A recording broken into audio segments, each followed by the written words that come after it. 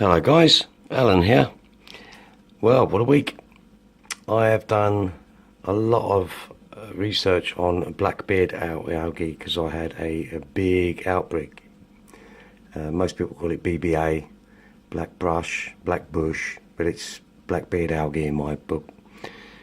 And I had an infestation, the Anubias. Wow, man, it was everywhere. It was just everywhere. I mean, it was destroying everything. Now, it comes in on something. It's not because of bad light or anything else. It comes in on something. It's transported. It migrates. The reason it's propagated is basically CO2. A lack of CO2, it loves it. It'll eat and eat and eat and loves it. And I was looking on the internet for some suggestions on how to fix this said problem.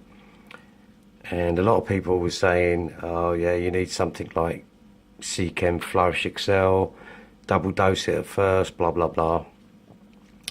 So I've done that, and this is the stuff here. This stuff here, let me tell you something, it is fantastic. The guys at Aqua Cadabra sorted me out, turned up, and as you can see, clear as a bell. Absolutely fantastic. It's basically removed every trace of it, and it's quite weird. After the first day it turns red, and what I'd done first before actually just putting it in there and topping it up, I used this. Now, I used to use this in a marine tank to remove poo off sand. It just literally sucks it up. But this, I targeted the individual bits. So if I was going on there, I go, psh, psh, psh, psh. It's dead, it's all gone, nothing. Now, a little trick I've been using as well, I bought some barley straw for the pond, as you can see in the last video. I've also mixed a little bit of that up, cut it up and put it in the filter for it to decompose. And it's working. It is actually working. It is removed. Look at the back. The back wall has absolutely no algae on it at all. Gone completely. So guys, if I was you, everyone should have in their arsenal some seachem. I think it's called have a look. Seachem, I think it's called. Yeah, seachem Flourish XL. Especially if you've got live plants, guys. Get this in your tank. It is fantastic. Now I've done a water change, and we've got some more hybrids in here. As you can see, there's a little red one there. He keeps messing about with that one. Now, I've been told that they're actually mature.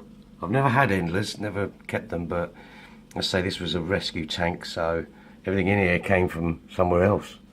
And there's babies just everywhere. There's just all over the place. Some little ones there. These are, that's first, second and third generation there. We've got some, see those, you need to keep those, the Amano shrimp, keep them in there. Look at that, that's a beautiful tiger lotus plant. That's starting to flower. You've got some at the top there, as you can see. I've got a snail problem, don't care. The snails, you know, they'll only eat what's in the tank. So guys, if you're overfeeding, that's what'll happen. Look at that one, look. Little snail parachuting away, you know. And I've put some of this little moss bits in there as well to cover that up. I did have a little problem. Now we've got the Fluval 407s or the 07 range coming out.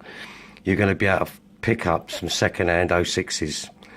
Now, any of you guys out there with the Roma LED, with the 306, if you pick up the 406, you might have, obviously you're going to have problems because there's no way of blocking off those pipes, okay? You don't need to. If you go from a 306 to a 406, the Aquastop fits perfectly, no issues there. And it's the best thing I've ever done. I'm getting perfect flow in here now. There's no detritus sitting around. This tank's been set up since Christmas time.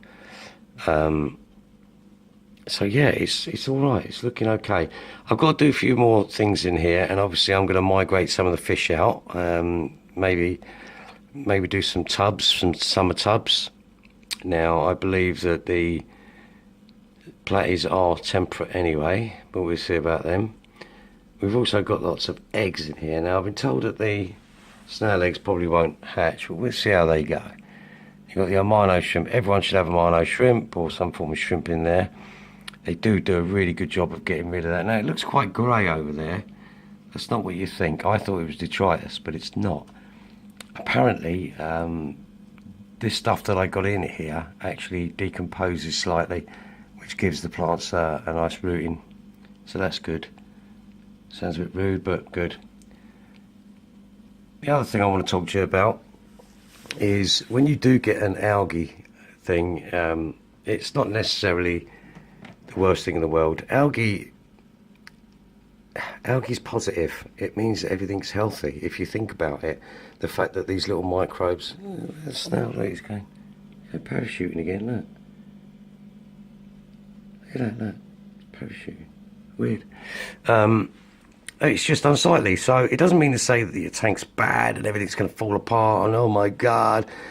It's like nitrates. Nitrates, you know, you can have high nitrates and yes, it will long term affect your fish, but it's not the end all. You've got to be careful, yeah, and water change, that's positive. Check your water. I use rainwater purely. I've told you about this in many videos.